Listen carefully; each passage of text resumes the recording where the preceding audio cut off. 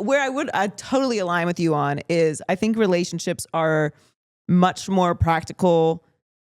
They do require being smart. They do require psychology. They do require sacrifice. Like the romance of it all is like a pitch that I think like we got too Disney-fied on. Yeah. And it's like, it's not, that is part of it. Like you want to be romantically connected. You want to be emotionally connected. You want to feel the butterflies, but that's not what sustains a long-term relationship. That's Correct. not what builds a foundation for a life partner. So there's two different types of love. There's romantic love. And then there's companionate love. Mm-hmm. Okay. Romantic love is what you were talking about, where it's like that passion, that fire, that desire. I want to rip your clothes off. That's not sustainable. Right. Companionate love is the one where you guys have similar shared values. You guys have similar interests. You guys have similar relationship goals. You guys are aligned. And the relationship has more fairness. Both of you guys have feelings and you respect each other's emotions.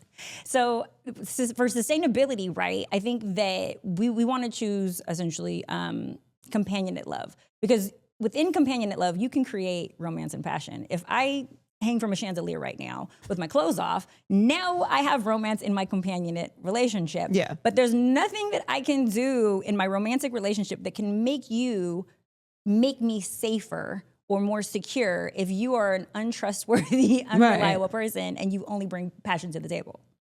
Yeah, that's just one thing. But passion is like the pitch. Passion is amazing. I love passion, but passion is not sustainable unless you are actively pouring into self and then also pouring into the relationship. And we forget that like life happens. Yeah. Life happens, and we're not gonna ride this ride of like 24/7 happiness. So there has to also be like a realistic expectation of our happiness threshold.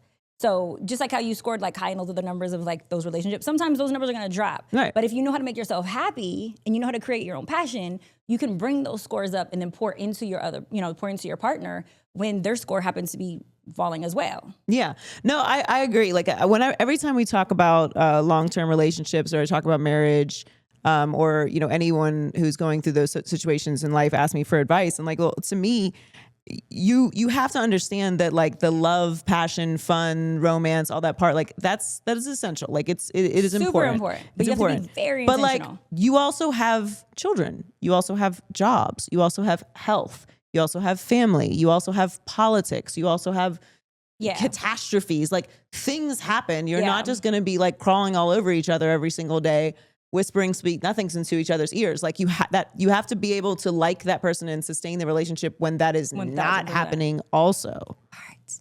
And like, where's that person in your life? Because if you're only focusing on the highs, there are inevitable lows. Like it's not even news. Like, are you an adult? Like there's like this shit's going to happen. What is that person gonna do when shit is tough?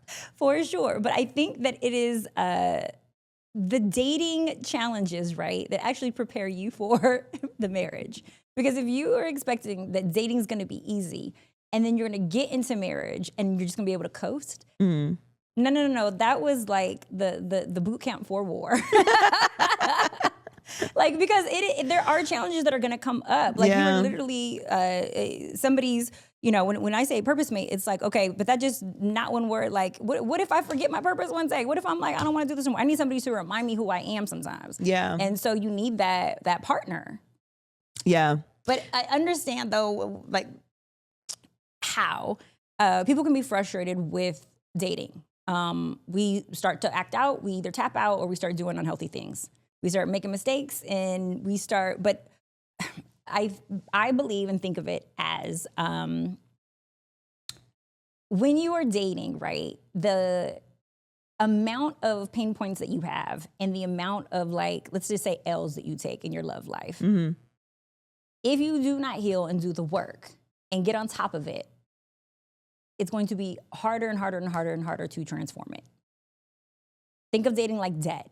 The more that it accrues, the harder it is to get out of it. Get out of it. And so if you can start making healthier spending choices / dating choices, if you can change, your mindset around what it looks like, what it feels like, what your expectations are, the standards that you have, the goals that you have, the type of partner that you choose, you will get a different result.